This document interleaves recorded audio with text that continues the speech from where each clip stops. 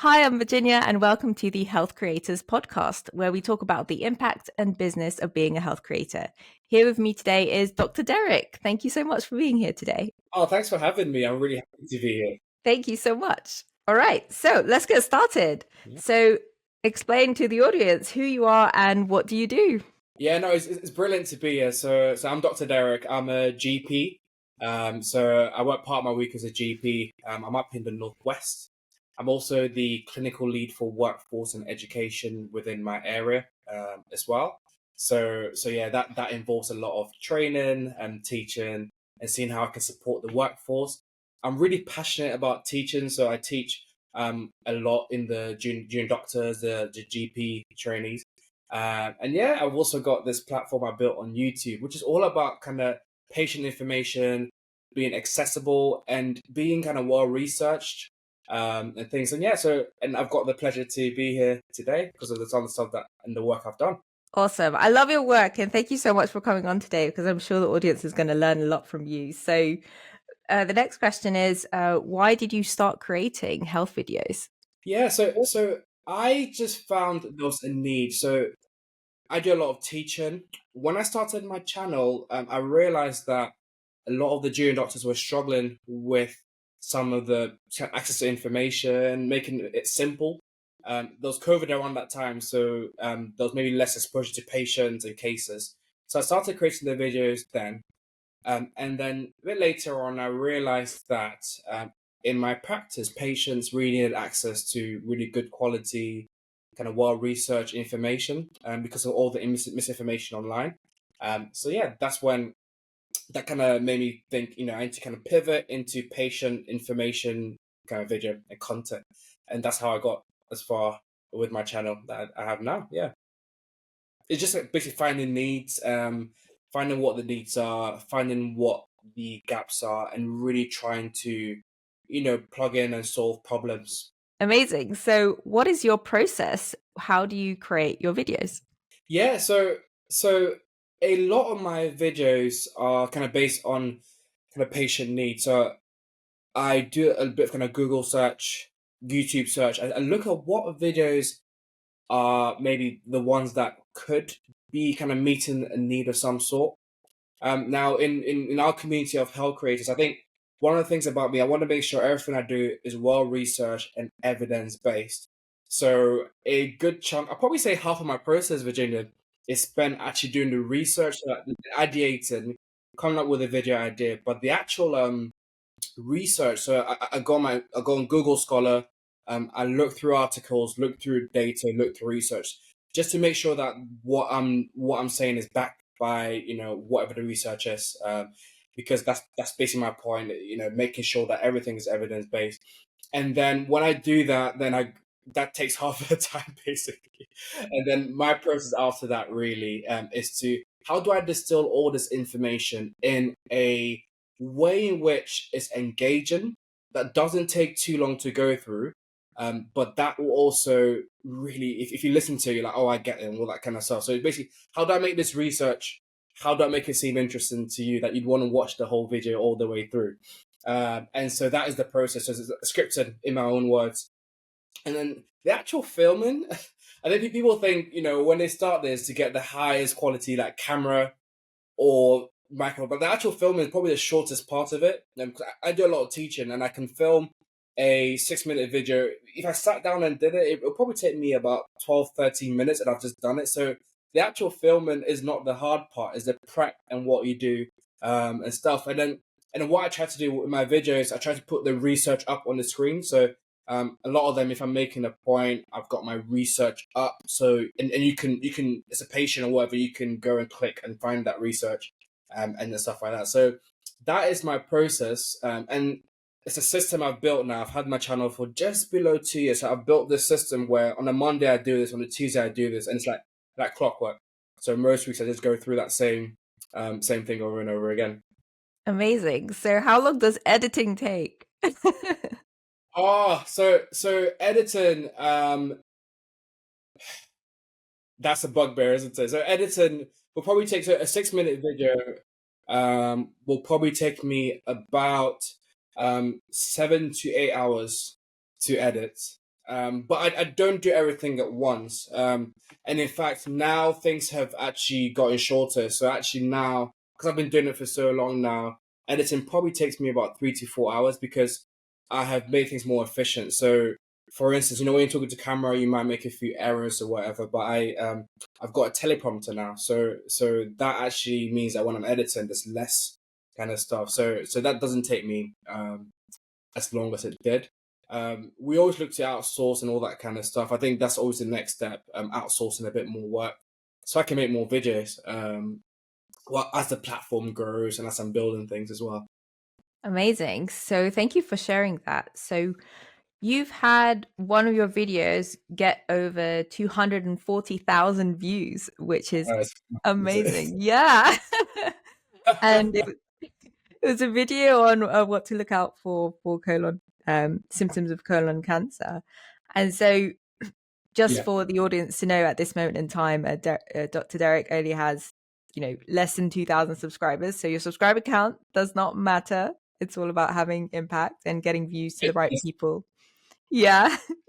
exactly. So how does it feel to have that video take off like that? And what do you think contributed to the success of that video? Yeah, so thanks for asking that question. And you know, even when you say the number, I know there's a lot of people that watch that video, but that generally, for that particular experience, that was not the most important thing for me. It was more the impact. So the outcome of that, I mean, it was the amount of emails I've had, the amount of correspondence I've had saying that, look, my mum watched your video, and she went to see her GP because of it, or did a poo sample because of it, and was diagnosed with bowel cancer, got treated. That is something I'll just keep with me for the rest of my life. The impact is what this is about. So I think my motto is just consistency. I try to get better each and every day with my videos, and I know what a future. If I do that, I know I'll reach my goals in the future. But the impact is what I want to kind of lean on and stuff.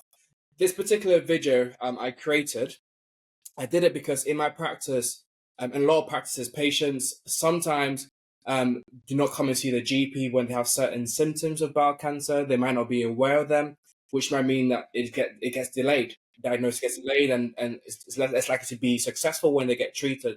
So there was a need there. I thought, what do I actually do to reach this? So that was literally the motivation for creating that particular video. And that the fact that it's reached so many and it's affected so many, that is what it's about. And that's what I want to impart to, I guess, your audience here, that there is so much power in putting yourself out there, trying to meet a need, and just being consistent with it. And yeah, taking it from there really. So yeah, it's a great experience, and yeah, it's a bit mad, isn't it, that many people have watched it, to be honest. It's a great video, and it's so nice that you've emphasized the power of impact on, once you've got that reach, you want that reach to have the right impact, and that people, are getting the treatment that they need. So that I'm sure the purpose of the Yeah, video, like you said, was to encourage people to go and get tested and get the treatment, because the sooner you catch cancer, then the sooner you can treat it and you have a greater chance of survival. So obviously, as healthcare professionals, our job is to try and help people to find that diagnosis early, get that treatment early. So from another angle on your channel, you are also you definitely champion being a Black doctor, and trying to reach more of a diverse community. So do you want to talk about how there may be some difficulty in communicating with people who may not see doctors that they can connect with, who don't look like them, or who don't connect with their culture and their community? Yeah, do you want to talk about that? yeah. Yeah. So I think that's why I feel like the work you're doing is so important, because I feel like you're completely right. Patients connect with people that are like them, from a similar background to them as well. Because you can reach people that I can't reach. And so there's a unique experiences and all of that stuff involved. Now, for being particular, there's certain statistics out there. An example being stuff like prostate cancer, which is significantly proportionally higher in people that look like me. But people that look like me don't like going to see the doctors. So I have made videos on trying to engage that particular community because I understand some of the challenges. And there's some of the things that I can say in the video that might be difficult for other people to say. But when I say them, if someone that looks like me listens to it, like, oh, okay, this is probably why I'm not seeing the doctor, but I probably need to go and see the doctor because he's told me these are the things. And so that is where I think we as health creators, we've got to meet our patients where they're going. Since the pandemic, a lot of patients are actually accessing health information on YouTube, TikTok. There is research about this, but unfortunately, there are so few of us that are actually qualified actual health creators making the content versus those that are just making the content because health sells and so we need to kind of bridge that gap. So there needs to be more kind of clinicians, health creators that are representative of the different communities to really kind of impart that important information. So yeah, so I'm definitely a champion, and it's just looking, I'm relatively new to this content creation, so I'm still trying to figure out how can I better kind of represent my community, impact my community and stuff like that. So part of the journey, but like I said before, I'm trying to get better and better each kind of thing I release, and yeah, I'll get there. Thank you for sharing that, because it's definitely true. I think, I don't know if there are any statistics out there, so anyone listening, if you do have any research on this, then yeah, I think there is a correlation between looking and seeking advice from someone who you feel has a better understanding of who you are, whether that's the country you grew up in or the culture that you had at home, so you're able to relate to them more. And I think when it comes to authenticity and being relatable, that definitely helps to, that communicates beyond what you're saying, so people are more likely to pay attention to you and then also take action if it's something that you want them to do, like go and get diagnosed or take a test and get the treatment that they need. So you're also featured on the BBC Yeah. for your work on your videos. Do you want to talk a bit about that experience? Yes, that's a bit mad, to be honest. If I'm being honest, it's a bit crazy. I kid you not, I think the article went out on like 8 a.m. and I've never had so many messages, text message, emails my whole life. Literally, my phone was like hot with the amount of people that were messaging me. But yeah, I think it just I wasn't. So I told you this before. I'm not particularly. This is not something I was aiming for. The media and all that kind of stuff. My aim is really to try and make my content better. I'm always researching, looking at ways, but also how to reach people and how to impact people. And I think when you come up with that as a goal, these are things that come up. So what we've done with some of my content, we've integrated it into our patient pathways and our patient care. So in my practice, we have used some of my videos to streamline the patient processes. We've kind of been able to relieve some appointments because of some of my videos and stuff. So there's a lot of work we've done using YouTube for patient care. And so I've had the privilege to give a few talks about this. Most recently, I was in Google giving a talk about using YouTube for this purpose. And I think what happens is that things just snowball. So you kind of use one opportunity, you kind of improve your craft, and then things happen and stuff. And I approach everything the same. So it was the BBC, but I was interview was completely fine. Just like the chat we're having now, I wasn't overawed. I was just talking about the work I'm doing, nothing controversial. The same things that we're talking about now. But yeah, it was the bit about the experience that was a bit crazy was when the article came out, and I'm having people from med school message me like, oh, that live abroad saying, "Oh, you were up on my BBC app this morning." But it was an interesting pinch me moment when the article came out. Yeah, for sure. Brilliant. I really like that you're so humble about it as well. And it's a great achievement and well done. And also I think one of the Yeah, other you can videos be they humble. mentioned. Yeah, yeah. I say you can be humble when. So for me, I realize I still need to get better. I still need to improve my videos. There's still levels I have to get to. So you've never made it. Basically, you're always a student of the game. So you've got to be humble. Really, you can't. You can't. I'm never gonna ever say that, yep, I've made it, Virginia, like in a few years. Nope, I've always got to get better. I've got to be more consistent and stuff like that. So yeah, that's the goal, really. Yeah, that's really great. That's really nice to hear. And also it keeps you wanting to kind of improve as you go along. You want to make better content because you're doing it for your audience and then it's helping them. And one of the videos they mentioned in the article was the vitamin D kind of advice video that you created, which is great because that's always very topical. And it's Yeah. also wonderful to hear that the videos have been integrated into pathways and help freeing up appointments because there are lots of pressures on the NHS in the UK right now, and so that's a really great outcome for putting all that effort and time into the videos that you didn't really expect to get that payback, but now you have, which is amazing. Thank you very much. So what are the other benefits that you've experienced as a content creator now? In an earlier chat, we were talking about how, what you've invested in the videos, you've now kind of got back and now you're reinvesting into future videos. So how do you think that kind of timeline is in the future for you? What are you working towards? That's such a good question, and that's something that, to be honest, I probably will need to explore a bit more. So, because this platform I built it. I didn't expect it to reach this stage. So my goal was to create free, accessible, credible health information for patients, and my aims are to get better and better each day, make better content.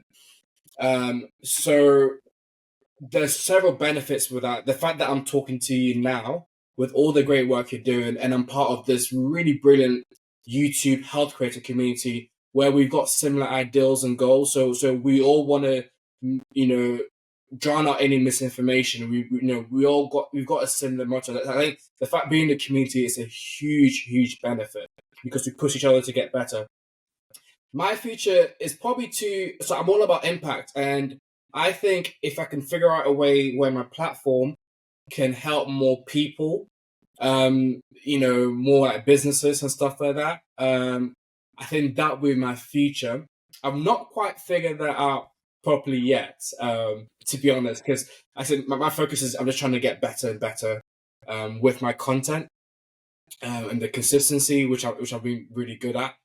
But my future would be really making a big impact and reaching more people with my platform, and maybe helping other kind of clinicians to either do something similarly or advising organizations on how to really hone in on creating good quality research, evidence-based, but really kind of interactive videos where patients would actually want to engage with. Yeah.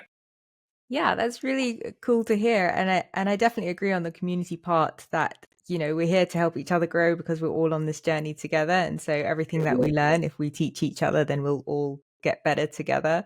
And so we'll have a bigger presence and a bigger impact and help to, get hopefully reduce the amount of misinformation that people are being exposed to online when they search for certain things. And so when it comes to the business side of things, we both attended a talk yesterday which was about pharma brands and other health brands working with health creators, and I think we're both on the same page here when we say that there may be some ethical implications about doing that, because once you attach your name and you're essentially you're building a brand, you're building a health brand yourself as a health content creator. So that could be almost sacrificing some of your audience. So how do you feel about that? And do you want to comment on that? Yeah. So we have really similar ideals, and I've got my vision, what I'm trying to reach to, and I definitely feel uncomfortable with trying to kind of monetize all that kind of stuff, because that's not my thing. I think so. So my dad's always told me that if you can help a million people, or if you reach a million people, look, money or whatever that will come. So for me, literally it's concentrating on my impact, and whatever comes, it's just enjoying the journey, and whatever comes, whatever happens will happen. And not kind of like I said, kind of attaching myself with a brand that doesn't meet my ideals. That point that you made, there's a lot of stuff that I'm uncomfortable with, and like we said before, health is something that sells, and so that's why there's so much misinformation, because someone could go on TikTok, say, buy my vitamin mix, all that kind of stuff. They could do that, and if they've got 200,000 subscribers, people will buy it. So we're at a stage um where you've got to really have that integrity. And I always kind of harken back. So there's larger creators, we talk about like kind of Dr. Karen and stuff like that. So larger creators have been able to keep that integrity, yet create that really good quality content and hold true to their ideals. So that future, I don't know what it looks like for me, but like I said, my goal is never to create like this business, making money with people, that kind of stuff. My goal is to reach as many people, impact as many lives and patients as I can. And I'm hoping that along that journey, I find something that, like I said, will be some sort of business. But yeah, that's the it's always a challenge, I think, for health creators, because like I said, health sells, and we've got to be careful with who we're attaching ourselves with and what sort of information that we're given on our platforms. Yeah, I agree. And sorry to ask such a challenging question. I think it is something difficult to even think about and to answer. And I think one of the points in the chat yesterday was that, they need to have a framework in case there are adverse events. And I just thought, I think that's really stepping over the line. That's not something that we want to get involved in. And I'm glad that we agree on that, because that's something where you shouldn't be getting any kind of information that would lead to that from your social media. You should be speaking to a doctor about the possible adverse events and things like that. Exactly. And then if that happens, you need to go and see that healthcare professional that you had that conversation with, because you won't be able to get in touch with your social media creator. Yeah.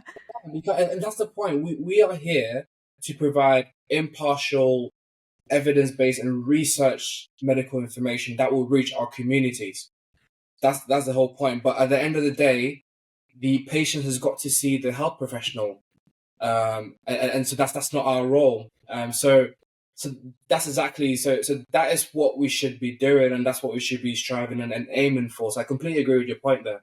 Yeah, fantastic. So, kind of to wrap up, out of all of this, what would you say are your top tips for anyone who wants to become a health creator? And the future generation of health creators, I'm hoping, is already on the rise. And what would you advise Yes. people to do in terms of getting started? Yeah, no, really good questions.